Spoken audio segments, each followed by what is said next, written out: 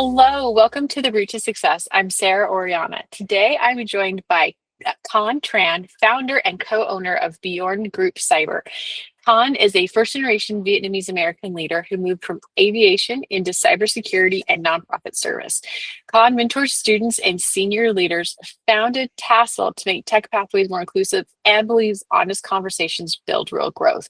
And I'll tell you personally, I'm very excited for this conversation because one, what I understand about cybersecurity is that we need it.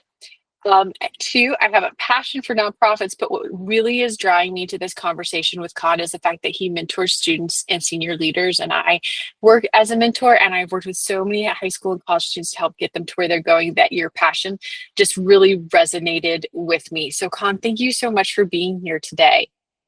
Thank you, Sarah. Really excited to be here, and I can't wait to get that conversation started. All right, well, let's jump right in. So, give us an idea of your path, just kind of a short overview of what took you from Boeing and aviation into cybersecurity and especially community leadership, which I will say I think right now is so important because I think when we focus on our community and investing in our community, that's when we see amazing things happen, which is exactly what you're doing. Let's go back from the beginning, right, Sarah? I'm a first generation Vietnamese American. My parents came from Vietnam during the war, and we started in California, ended up in Alabama, Lower Alabama, right? Okay. It was a lot of seafood. It was weird, right? How do you get from California to Alabama? But it was in the Bayou, on the Bayou La Batre, which is the seafood capital of Alabama. And what they knew was work hard, right? To survive. Mhm. We didn't have that much money. You know, we wasn't rich. We wasn't middle class. We were lower class. And when I had the opportunity to go to college after high school, they decided to help me get into aerospace because it was a safer spot, right? Mhm. Um, Never really had that much time to really plan in the IT, but I really wanted to do it. And I just knew I really wanted to do it, but never had a chance.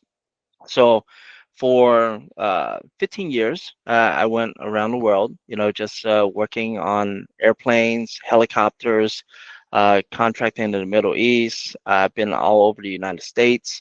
And I met my wife in Germany. Uh, you know, it was just like a love at first sight. So really excited about that. And we had our first kid, and I wanted to take her back to the United States, where you know we could raise our son. And so I asked myself, where do I want to go? And it was either between Boeing Seattle or Boeing South Carolina, Charleston. And I like the South, so I stayed in Charleston. As I was there, I wanted to I wanted to give back a little bit, right? So I joined the business resource group Okay. for Boeing, which is you know, the Asian American Pacific Islander organization. Um, and in there, I was able to talk to a lot of students. I was able to talk to a lot of peers that I really didn't think that they really cared who I was, because they're all IT and engineering. And one day, one of the IT individuals, I think she was the president at the time, she said, I think you have something. And how about a mock interview with one of our IT leaders? And I was like, sure, you know, what do I know? It's just a that he's gonna say no. But when I walked in and I told him what I've done my whole life, he found that there was value in what I had, and he believed in me. And he told me, hey, you know, if you just start taking some IT classes and then come back in a year, then we'll talk about it. So it started there. It was the seed, right? I always say everything needs a seed, and I was Mhm. seeded to grow. And I started going back to college, right? Boeing paid for it, so I went to college. Um, I, I, I, I, I got my associates, and then I did my aeronautics and bachelor's aeronautics. Then I did my master's somewhere along the way. I did my master's in management and information systems, and I came back and I was given an opportunity to grow in IT. So as I was doing all this, I realized that there's other individuals out there like myself that Mhm. just needs that extra push, that mentorship, that the word of encouragement. And it could be inside of work and it could be outside of work.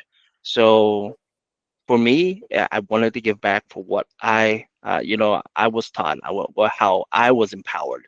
So that's where it all started with Boeing, with Dream Learners, and really having these different managers, these different mentors in my life that really pushed me to go beyond the boundaries that I set for myself. Let's put that in parentheses. Boundaries I set for myself, right? Because Yes. sometimes those boundaries, you think you belong inside of a box, but you Mhm. don't. You don't. You got to be able to take the first step for wherever you want to go. So, Con, I can relate to you on so many different levels. I am also a first generation American. My father immigrated from Mexico in the late 70s, and started in California, ironically, same as you, Southern California, ended up on the East Coast. But I will tell you, when you said that for our parents to send us to college, it was such a big deal and they put us in the safe routes. I can agree entirely with you. I'm wondering how many other first generation Americans experience something very similar, right? But then when you said the boundaries you set for yourself, that is, I wish I could have put that in all capitals, bold and underlined, because I think so many of us get stuck in that trap of this is the box that we've built for ourselves. And when we finally get courageous enough to step up and even just stand on the ledge of that box and look over and have the courage to take that first step and fly, it's amazing. And I would be willing to say that I'm sure your parents are probably so proud of you that they're just bursting at the seams with what you've become. Yeah, that's all you want to do, right? You're Mhm. first generation. You want to make sure that you make your parents proud because they risked it all to come to the United States. Yeah. And for someone like myself, I felt like there was a big weight on my shoulder, just pillars I had to carry. Um, but to be able to lift it and then find myself along the way, it's uh Mhm. it's very empowering.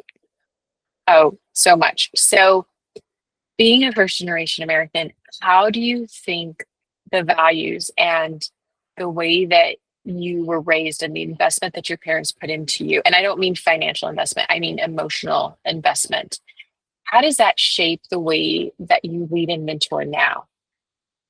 So it starts with hard work, right? So my parents were shrimpers.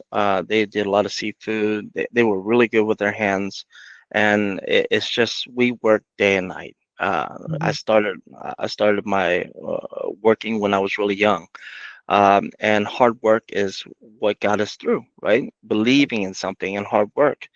I think as I moved along, when I was 21, when I was about to leave my parents' house and I was gonna go on my first contract.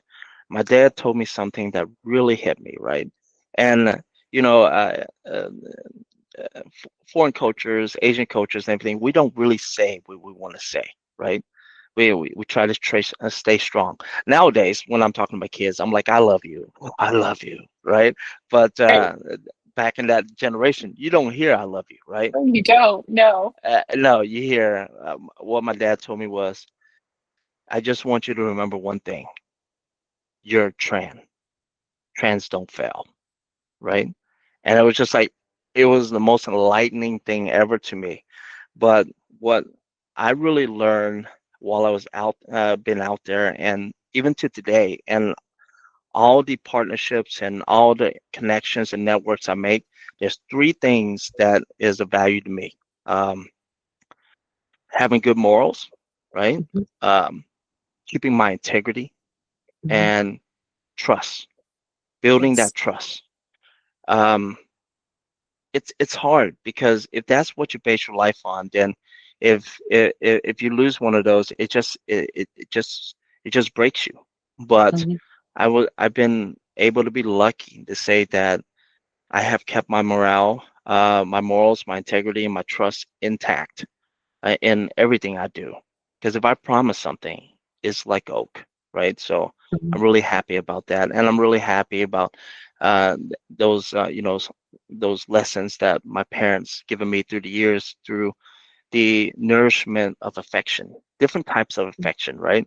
We say that Asian people don't say "I love you" much, but there's things there, you know. Mhm. It starts with one step at a time, and as I went out there, I realized these are important, very, very important values to grow upon. I agree. I agree. So something you shared with me in our previous meeting that I would like to broach on here is how did your son's autism diagnosis influence your career choices and the way you build inclusive programs? Because I love how, in speaking to you, I felt you radiated a belief that I have without me even saying it to you. I believe that people are not disabled, they're extraordinary, and that we have certain skills that are highlighted that make us better at certain things. And when we celebrate those and the superhero in all of us, we're better. And I felt that reflected in the way you spoke about your son, which I found so energizing. So how do you use that to just say everybody's welcome, we're all inclusive? You know, autism is a very large spectrum, and parents of autistic children um, will really understand the emotions that I go through, right? Um, First off, it was rage. I was angry. I thought the world was against me. I raged. Uh, I tried to, just um, create distance, disconnect from my wife. I felt like it was my fault, right? That my son was Mhm. autistic. And then it came after the rage, which really made it rocky in our relationship, our son and everything. And I moved into, just kind of like a despair, right? It's just, the emotions were just so overwhelming, and now I feel like it's my fault, and my wife felt like it was her fault, and we just didn't look at each other, right? We didn't we just kept quiet. Communication, collaboration, we didn't do any of that. We just went our own little ways, and we were shadows and empty shells of ourselves living through life, right? And somewhere along the way, we went back to Vietnam for a year, and we took wedding photos for just wedding photos that we never were able to take. And somewhere in those 2 or 3 days, we were able to look at each other, and we smiled, and whew, get me emotional. Um, we found the love for each other again. We were we did something that we should have done a long time ago, and that is to talk, to communicate, and Right. collaborate, and have an understanding of what's wrong, and being able to embrace autism, right? And from there, um, I tried to start. I started working with 501(c)(3)s, nonprofits, to really Mhm. help autistic kids. And as my son grew up to a point where he aged out, I wanted to create programs for autistic kids in their teen years. And so I started doing different stuff to create giving back. But I do say that if it wasn't for my son, if it wasn't for the support of my wife, I would not. I don't think I would have went the road of a nonprofit, right? And it's Mhm. just I feel like the world needs giving, right? The world needs Right. mentorship. The world needs to understand. So everything I did after that, every mentorship, every student, no matter how uh, how they felt, or I just feel I'm a connector, right? Emotional connector. So I felt everything, right? And I was able to engage with them, and that was what I was able to give back. So I would say everything that happens, it started with my son, right? Trying to find something special for him. And sadly, as a father, I have to say that over the last couple of years, building a business, it has fallen kind of wayside. But my idea is, as we get there, how do I bring autism back into the fold? And Mhm. just like where would my son achieve and just be able to grow at, and where will other autistic children's will be able to grow at, and we'll see. That's sometimes it all starts with something, and then from something from nothing, and then you create a think tank to figure out how you can help. Mhm. But it's still moving. It's still on the forefront of my mind. It's just that Daddy's a little bit tired now. I Yeah. get it. I get it. You're a work in progress. I love it. I love it. Okay, so why did you create TASLE after your work with, is it SACE, Space. SACE? Yes. And what problem does it solve for emerging technologists? Space was a great organization, still is a great organization. SASE, the Society of Asian Scientists and Engineers, it was a nonprofit created to empower college students and young adults to be able to communicate and collaborate in a way that create, a community. Hmm. The same as SHPE, SHPE, the Society of Hispanics Professionals and Engineers. Same as just other organizations out there, just created for individual diversity and inclusiveness, even though they might have blacks or engineers or Hispanic engineers or Asian engineers. All these organizations are very inclusive. And it was really nice for a couple years because, and again, we had I have Charleston, and Charleston has a wide range of Asian Americans here. But I found that a lot of individuals were scared to join SACE, SACE for Charleston. And the reason why is it starts off the Society of Asian Scientists and Engineers. I was like, we're inclusive. No, it's not for me, right? So I really wanted to be more inclusive, up to the name too. And so I asked SACE if, is it okay if I move away from the name and create something of my own? And they said, yeah, that's fine. And so I thought about it and I thought to myself, what are we all, right? What do we do?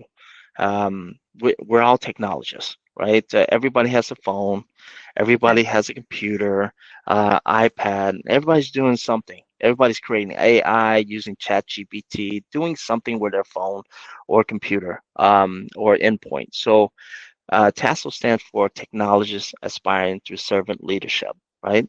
So we're all technologists, you know, and for us as leaders in TASL, we're all about servant leadership, right? We want to Mhm. be there to help you grow. So that's where TASL came from. I felt like it was more inclusive name because it really removed just one group of nationality and just incorporating everybody as a whole Right. in technologists. I love it. I love it. Okay. So I'm probably going to get you back in your emotions. I apologize. Sorry. So you champion non-traditional students, which I'll be honest, I love non-traditional students. I think they have the best perspective and attitude, and they're so fun. How do you help them become subject matter experts, and what skills move that needle faster? What tools? So maybe think of it too, like if somebody wants to start working with non-traditional students, what tips and tools could you give them? Most recently, I did a South Carolina um, uh, panel, industry panel, and one of the things that I told a lot of educators were communicate and collaborate. Right? Mhm. It's just a lot of times, mostly non-traditionalist students, is they don't understand communication. Right? They just drop their head and go to work. Right? They're used to for what I know, restaurants. They're used to hair salons. They're used to Mhm. nail shops. They're used to just unorthodox work that just in what we do in cybersecurity is totally different, right? So first off, one of the things I worked with was a lot of different mentors and leaders out there that really helped me find my voice. And we used the five voices of Giant TV. And just to understand if you have a connective voice, if you have a voice like an emotional voice, or just different different types of individuals. We have just extroverts, and we have introverts. We have Mhm. introverted extroverts and extroverted introverts. So there was a lot of ways that you could bring it, but it's all about bringing the voice out in each individual, right? Right. So understanding where you belong in the idea, the spectrum of the voices. A lot of Asian individuals, or just first generation, just diverse individuals, they're not very communicative, right? They're introverts Mhm. because, and again, that's what parents told us to do, is be introverted, keep to yourself, shouldn't be loud, you shouldn't leave the room, you stay in the back and you listen, you do, right? So Mhm. being able to teach them that it's okay to communicate, right? Collaboration is about communication. It's Right. not because if you make a mistake, it's not because you're wrong, it's because you didn't know, right? Yes. Yeah. So it's always like, hey, here's a learning lesson. We talk about continuous improvement. We talk about continuous monitoring. This mostly in IT and engineering and different things like that. But that could be with individuals too, right? What Mhm. when we're working through a thought process, what are you thinking versus what you should be thinking, and or bringing in that different perspective. Mhm. When we talk about non-traditionalists, there's a lot of perspective, and they're bringing in really great ones, and they're too afraid to ask and answer the question. Moving on to the next part about that is education, right? Giving them the roadmap, talking about roadmaps, Mhm. and just showing them where the roadmap's taking, what the traditional roadmap for everybody's taking, and what roadmap I'm giving for you. And my roadmap is very aggressive, right? It comes to certification, it comes to just learning, deep intensive learning in what we do. It builds over 25 years of the knowledge I have. So I believe in not holding information and not holding knowledge, but sharing knowledge. So I Right. teach anything from, just efficiency. I teach everything from agile thought, lean manufacturing, just Mhm. Six Sigma. Why are we looking at it a certain way? PMP, project management. Yes. Uh, yeah, critical thinking, critical paths, and I break down all of it and include in cybersecurity training, include in just these different certifications. And the reason why is I don't have to give you certifications, right? You can still do what you need to do for certification, but the reason why there is that trust and integrity, and why my team sticks with me, is the fact that yes, I don't need to, but I plan to. If something happens to me and my organization, that means all these folks are not without a job. They're subject matter experts now, able to go out and represent what Beyond Group Cyber is, represent what our morals, our integrity is, and how to do it just like anybody else. If if you were to think in lean manufacturing type of way, they know how to think that way. If you're thinking about agile lean sprints, we can do that. If you're thinking about the intricacies of every compliance and controls inside of what we do in cybersecurity, we talk about that every day. I make sure we talk about that every day because I want them to think outside the box. I want them to really feel it and see the picture form aside, in front of them. Because a lot of times when I start them off on a lot of my consultancy calls, one of the biggest things is like, how do you put that all together? Mhm. You gotta your mind has to be set up and ready for it. It's like a piece. Old Tom Cruise movie back in the day, right? Whenever he's got his hands, he's moving things Yes. around, right? And then same thing. Yes. I'm just moving this, and the guy's talking. I'm drawing, and he was just like, "What are you doing?" I was like, how's this look, right? And they're like, Yes. how did you know? I was like, well, you told me everything I need. And then I Right. built it in my head and then I built it out because some people are verbal and some Hmm. people are visual. You Correct. have to be verbal and visual. So once they saw it and they start building that way, it gave them the building blocks to be successful. I mean, everybody's got to start somewhere, and afterwards, every session, we talk about continuous improvement.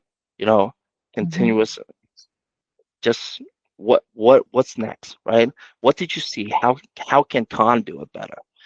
How can you take what I do and do it better? And everybody brings something special to the table, which I love, which I Right. love.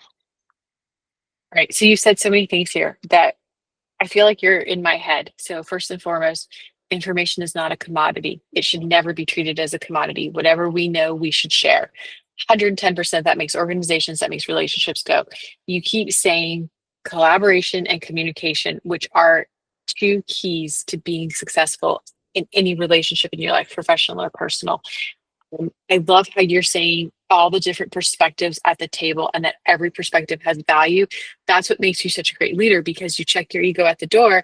And basically, when I see you, because I am a visual person, right? So now in my head, I see you sitting at a round table. There's no head of your table, and all your team is around that table, and everybody's ideas have value. And that's forever how I will see you in my head now.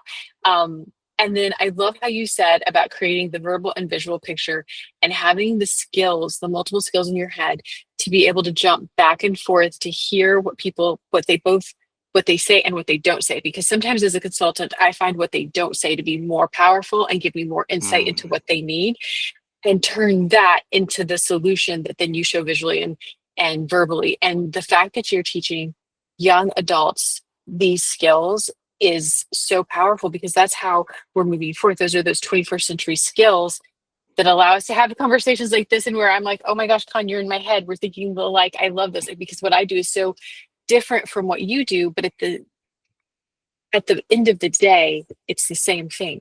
We're consulting yeah. with people and teaching other people and leading and solving problems and hoping to leave the world a better place. One final point that I want to make that spoke to my heart is the fact that you are so invested into your employees that you are making sure that if something happened tomorrow, they'll all be wildly successful without you. And I wish that's something that more employers would do and understand that the more that we invest into our employees, the longer they stay with us. We don't lose them, right? The more we invest with them, they grow with us. And if they go on to bigger and better, that's so much better because that's another connection for you. That's something to be proud of. And I love that you Exactly. celebrate that. It's got to be such an amazing workplace. Okay, I'm going to stop talking and ask you another Oh, question. wait, wait. So, I'm gonna say one more yes. thing before you ask me a question. Okay. Is when I left uh, Boeing and every other organization I left before that. I think Boeing was one that really is a signature one that pushes it. It's like you're not leaving Boeing, right? You're spreading what the Boeing just mentality is when you're out there Mhm. doing what you're doing. So each one of my employees that work for me, I say the same thing. If you have to leave, I'm not angry, but I want you to know that when you do leave, I want you to be the best representation of Beyond Group Cyber. Because at the end of the day, they have to know what we create inside. And what we do inside of our our environment with the teammates in here is create that safe spot for, just open-minded thinking outside the box. Mhm. Because if you cannot think outside the box, you can't grow. If you cannot think outside the box, you cannot be a subject matter expert because then you're creating your own box and I'm creating a box for you to be in. I don't want to create that box. I want the world to be open for you. Love it. A world with no walls and open doors. I love it. I love your perspective. If I was here, if we were doing this in person, I would high five you. I've been working with kids too long because my first reaction is to high five you, right? But that's still a positive thing. Okay. What does effective mentoring look like in practice? Is there a story that you can share with us that really just highlights all of these things that you've said? And for respective people that you've worked with, by all means, use a fictional name. So it starts with empowering, right? Hmm. I think individuals that come into my organization, they're, I wouldn't say broken.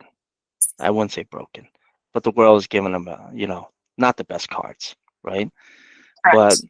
to be able to say that I see something in you, I'm going to Hmm. grow this, to feed the thought, just like the IT manager that seeded my thought, right? I want to seed your thought, right? Because we talk about not only for your growth, but it's generational growth. You're not only teaching the person, but you're creating roadblocks for the children's of the children's of their children's, right? So Yes, yes, yes. right? So it's very important to give that push, Right. empower them, and show them that they can. Um, when my students start taking courses, I'm there with them day and night. We go there, we ask questions, we talk logically what I see versus what they see. And if it's Mhm. wrong, we talk about it and explain to them why it's a certain way, right? And then the belief, so much belief every day. It's just like I might not say it. I'm like the Asian dad. I might not say it, but they look at me and they're like, yeah, yeah, Khan's got belief in us, right? You have to show that belief. You have to create that safe environment for them to grow. So I know a lot of people has reached out and said, "Hey, I want to be a part of Beyond Group Cyber." It's a fragile ecosystem. I don't want just anybody in here. I want empowering individuals. I want individuals that understand teamwork, the soft skills Mhm. as much as the hard skills. You could be the smartest person in the world, right? But if you don't have the soft skills to interact and work with other folks, all you're gonna do is make everybody around you not empowered, feel in despair. So I am very safe when I'm always thinking about my team and how to empower them and show them belief, Mhm. right? And the last little bit is as we move forward, things that I give you to move on, right? It's not just hey, read this book and learn from it. It was like these are valuable certs, these are valuable roadmaps. So whenever they have it, I mean, today they could go anywhere they want, Right. with their certifications today. Their knowledge, they're smarter than they think. And sometimes the only way to bring them out is to push them out in the open and say, Yes. world, see, and then you look at the world and say who you are. And their questions are not that scary because I've worked you through 15, 20, 30, 40, 50 different scenarios. So every scenario they're talking about that they think that's complex to you is the most simplest scenario there is. So then they realize now they really feel and say, yes, I understand. I can do this. It's like Hmm. I have the tools. I am a subject matter expert. I'm a subject matter expert does not mean you have to know everything. It means that you know, but you research and Hmm. educate yourself continuously. There's no such thing as no continuous education. Only way to grow Exactly. is continuous education.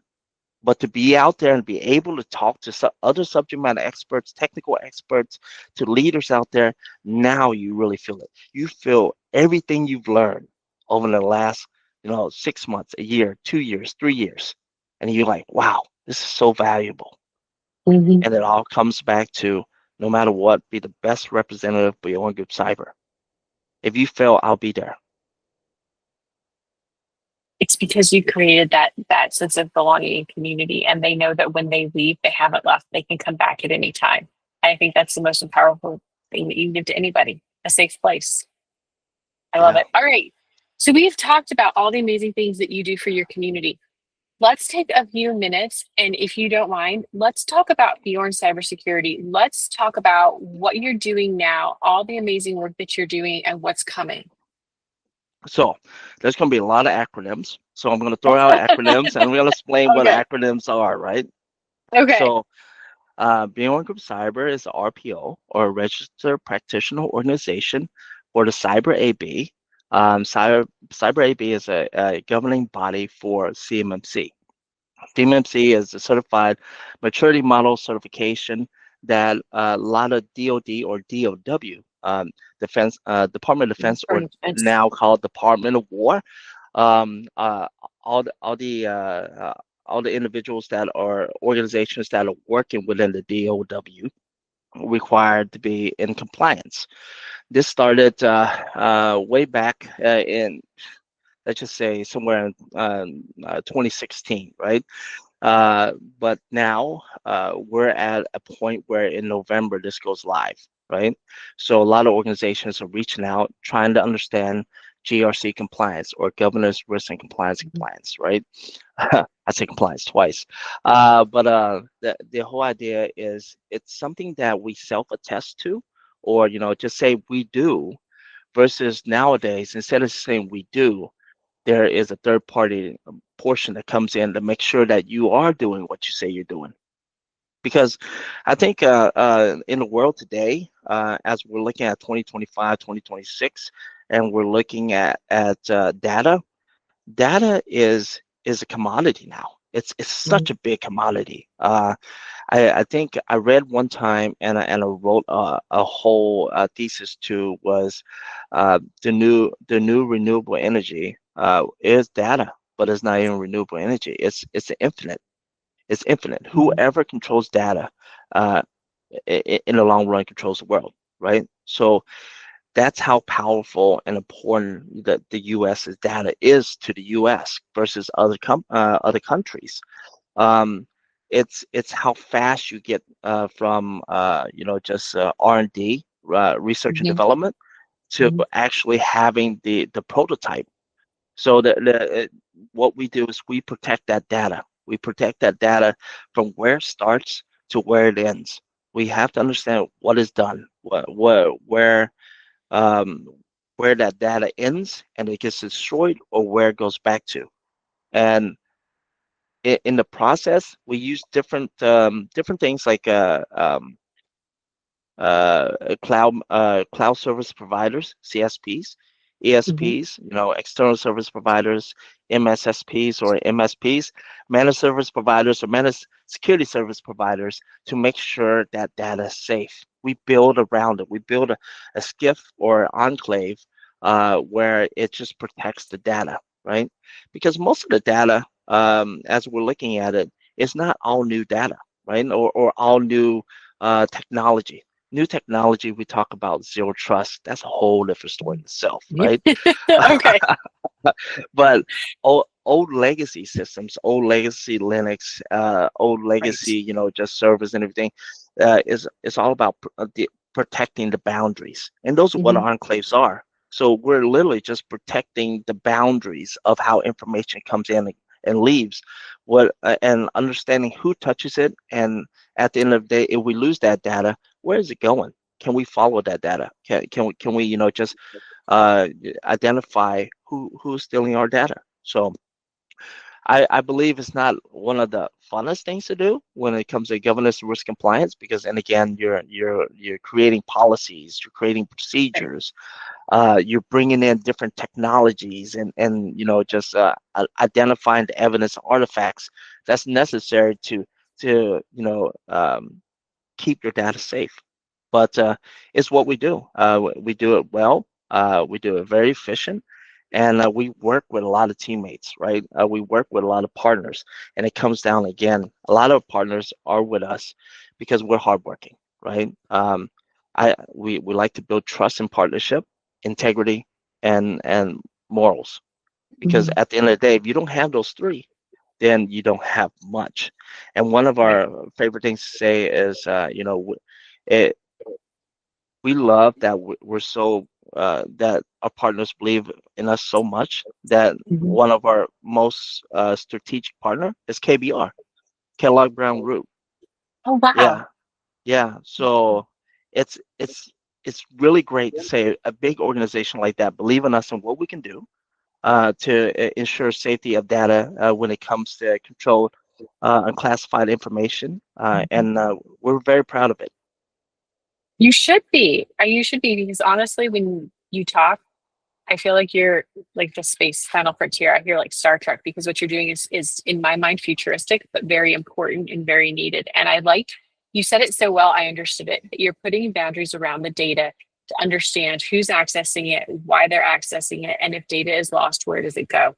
And you are the only person in the last 5 years that has explained cybersecurity in a way that I understand it. And that was perfect. I love it. Thank you. Thank you. Thank you so much. Thank you so much. So, And at the end of the day, it's because I've been there. I've been where you're at. So as I go up, yes.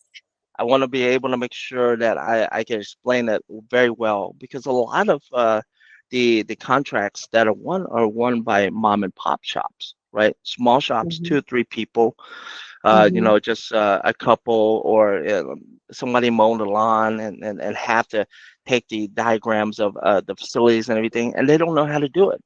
Right. So I have to be able to explain to just individuals, normal individuals like us, what I do and how I can help them and what information I need from them to make sure that I create that compliance for them. Yeah. Yeah, I love it. I agree with you. And I'm thinking already in my head of all these people I would like to connect you with. So expect a follow up email from me because I have people I want to connect you with. You do such a It's good job. awesome. All right. So for listeners seeking inclusive workspaces or just talking about going into IT and cybersecurity, I like to give people practical tips that they can implement immediately. The analogy that I use, this will make you laugh, is that, for us women, I can't say for you men, but for us women, we go and we get the latest glamour and it tells us these are the makeup trends. But so often, in order to do them, you have to go to the drugstore and spend hundreds of dollars on makeup, right? And so I always think you need to give people tips that they can use right away or with very little financial investment to grow. So, with that kind of mindset, what are 3 actions, not even tips necessarily, but 3 actions that people can take this month to open doors, to get non-traditional talent in, to grow themselves, to not become complacent? Take this however you want. You have so much wisdom to share. But what are 3 action steps we can just take in the month of October? So first step is taking the first step, right? Yes. It's don't say but do. Um, I heard a saying one time that was very important to me. It was like somebody said I want to go to the moon, right? Mhm. And you have to take the first step. So if you're too afraid to take that first step, then you'll never take the second step or the third Right. step or the fourth step, right? So every dream that you have is achievable, but you have to take the steps. I understand that it's a scary thing because then at Hmm. the end of the day, it's just like you want to quit. I want to quit like 100 times. It's scary. Nobody's following that footstep. You look around your friends, nobody's looking at the same thing you're looking at, but you want to do it, right? So you take the first step. What is the first step? Is research or is mentorship. Find somebody that that is good for you, somebody Hmm. that you have belief in.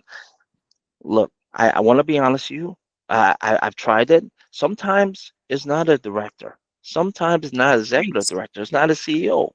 Sometimes it's peer-to-peer mentorship, right? Sometimes, Correct. yeah, I had a neighbor, a great neighbor next door, right? And he wanted to get into cybersecurity, right? And he's looking around. He's got friends everywhere trying to figure it out. But he told me about it, and I said, hey, how about come to my meeting and and you see what we're doing, see if you like it, right? And he took the first step. Very scared because yeah, it's like I wouldn't say scared, but iffy about it, right? Hmm. Because a lot of people they say something but they don't do, right? So he took the first step and then he took the second step, third, fourth, fifth, sixth step. Now he's a subject matter expert in what he does. He's out there doing assessments. He is, our operationals manager over here, and he works for another company that we partner with. That way, we're able to give him what he needs. Two sides of the things. Um, and last but not least, failure, right? Um, Yes. Everybody is scared of failure, but That's the best thing in but the world. but you cannot grow without failure. Uh, Correct. Correct.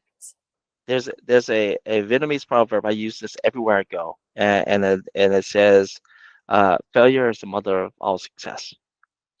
I wouldn't be where I am today if I did not fail. Not once, not twice, hundreds of times, hundreds of times. But every time I got up, I was able to ask myself, "What did you learn?" Right? Hmm. Every time I got up, I said, "What did you learn?" Right? And then every time I went to a new job and it was like, oh my God, it's so hot here. It's like, but you've been in hotter places. It's so cold here. You've been in colder places. You survived that. This is such a negative place. It's like you've been even negative, more negative places. You've been in a dark place and was able to get out.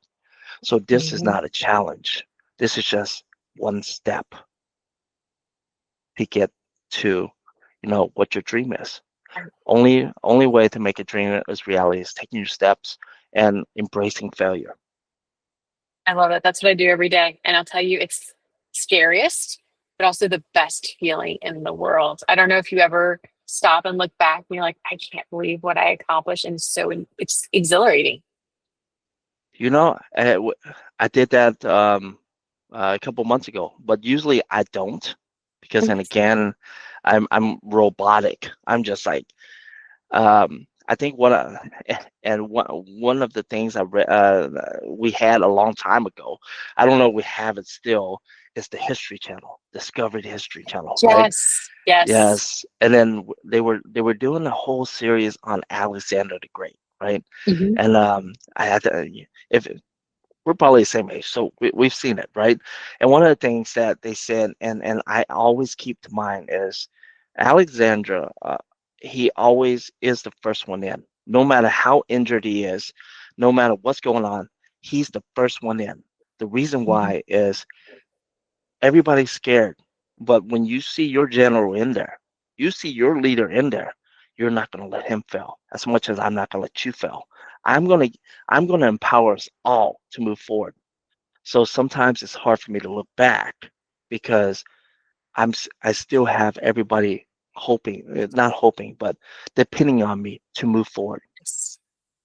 Well, so yes, I think we are the same age because I know the exact documentary you're talking about. I love Alexander the Great and I have studied him. And you are so right. When you are the leader, I used to lead a summer camp. I always had to be that first one in. And you're right, because you're going first in to support is the word I want to use, your team, you forget to look back because you're so invested in your team. And that's where you Yeah, need to be invested that you don't look at your own personal growth. yeah. And as I gotten older, one of the things I learned is it's there's one thing that matters the most. And at this age, it's time. I don't have Yes. much time. And as much as I wasted time when I was younger or in my middle age or something like that, I realized that, time is special to me now. Hmm. The time I spend with my family, the time that I spend with my son, the time that I spend with somebody. If you treat my time like it's precious, like the way I do, then Hmm. I treat the relationship precious too. But if you waste my time, then I can't go back because you might have all the time in the world now, but I don't. Every day is one day closer to death. And I want to make sure that every day is an impactful day. I can relate to that so much. I understand exactly what you're saying. I have so much respect for people that show up and give, and I'll give more than they have just to help them to get where they're supposed to be. But when they don't show up next to you, you can't do it. You can't. Yeah, I think we both have learned that lesson. You can't pull people, so to yeah, speak. I was watching, so I have a 21-year-old daughter, and I was watching some interviews with Taylor Swift on the launch of her new album that just came out. And she said something that just stuck with me so much. And I was so inspired because she's 35, right? And she knows this, that time is your most valuable commodity, and you have to be so careful who gets your time. exactly, And exactly. and and it just and I'm right where you are, and the time with my family is everything. And so like when we go on family walks, that's what we do. We love to be outside. We go on family walks. I leave my cell phone. And I get criticism for that all the time. And I'm like, but no, I want to be present with my family. It doesn't matter what's going on, Yeah, you know? For that 15, 20 minutes, it's family time. that's That's great. That's great, Sarah. I tell you what, um, I the one thing I embraced over the last couple of years is playtime, right? Where I get Hmm. a hug and we get to play fight Yes. and they're whacking me upside the head. It's just like I those are the times that I wish my parents had for me a long time ago, but they worked so hard, right? Yeah. And then when it was my time, I worked so hard. And my wife's like, Mhm. well, you have to have that balance. I was like, this is what I know. This is how I was raised, Yeah. right? Yes. It's so hard to Yeah. learn balance. Yes. Yeah. So the balance now is every minute I laugh with my kids, it's laugh out loud laughter and enjoying, right? That moment because that moment is not only for me to warm my soul, but that moment is a moment that's going to be in their mind for the rest of their life. And Okay, you're gonna make me cry. oh, You're so no, you're so right. You're so right. But why did it take us? So I'm 45. I'll be very honest. I'm 45, about to be 46. same 45. Yeah, but why did it take us so long to learn this? I think as a first generation, and I want to be honest, this is the way I feel about it. As a first generation, we feel like we have so much pressure on us to achieve and succeed. Yes. We build our pillars around our parents, right? And Hmm. what is good and what is bad, and we learn how they do things, and it's just as we're moving along, we're every bit of our life we're at an intersection. Is this what I want to do, or is this the right Hmm. thing to do because mom, dad said so? And then to a point where you're at right now when you realize it's like, Sarah, what do you want to do? What makes you Yes. happy? But for the longest time, I did not want to consult. For the longest time, I did Right. not want to do this. But I knew that I was good at it. I knew that this was what I'm here to do, to help and consult, right? And really help people. But I didn't do it because, and again, I was taught to keep quiet, stay in your box, stay in your lane, and just put your head down and work. But slowly, education plays a big piece in it, you know, Yes. because a lot of this is raw, right? And we're talking, we're going into a lot of subjects. Now we're talking about, just nature versus nurture. Hmm. Naturally, it's there.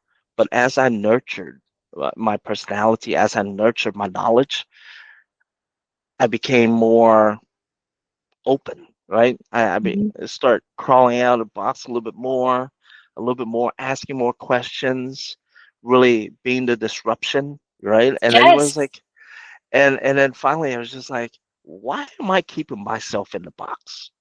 Hmm. Why? And that's where the master came in, right? When I did my master's program, it's like, this is to teach me to be a leader. It's not teaching me about technical. Bachelor's about technical learning. A master's about leadership, understanding how to manage this, understanding where you today belong, right? That's why Right. you get all those discussions. I don't know how many discussion questions you're answering, and they want paragraphs upon paragraphs upon pages Yes. upon pages. So it's like, why am I discussing? But it's the idea about logical discussion and breaking out of the box and having independent thought. And when that happened, and when you bust me out of the box, and I was able to crawl out, it was like, wow, there's me. I don't want to hold back anymore. My life is short. I have to give what I have to the world. And it might be impactful for one or two people. It might be impactful to 20. It might be impactful for 50. But in of the day, it's impactful and it seeds my generational seeds for my kids to look at what their dad has done and say that it's okay to fail, but continuously grow outside the box. Oh my gosh, Con, I wish I could give you a high five right now. You're so inspiring, and I needed to hear you today. I just want you to know, I know we both had rough starts. We got here, we showed up, but you were exactly what I needed to hear today. And I want to thank you so deeply for your time and your wisdom. And I want to let you know, look for some emails from me because I have people I want to connect you with that I think you're going to be exactly what they're looking for. So thank you. Thank you from the Thank bottom you of my so much, heart. Sarah. And I'll You be know, in contact. Yeah, definitely. It's been a lovely conversation, and I knew it was going to be a lovely conversation. You're such a great connector. I Oh my gosh, tell. thank you. Yeah. Thank you. And Well, it's so great that we can emotionally connect too. yes, yes, this was exactly what I need. So please know if I can ever do anything, if you're ever having a bad day, I will be your cheerleader, cheering you on. That I will tell you, you've got this, Con. Look how far you've come. So please know I'm in your corner. But I would really like to connect you with people. And please know that when I get my company big enough for cybersecurity, you're the only person I'm calling. Sounds great. I'll be ready. All right. Thank you so much. Thank you, Sarah. Bye. Bye.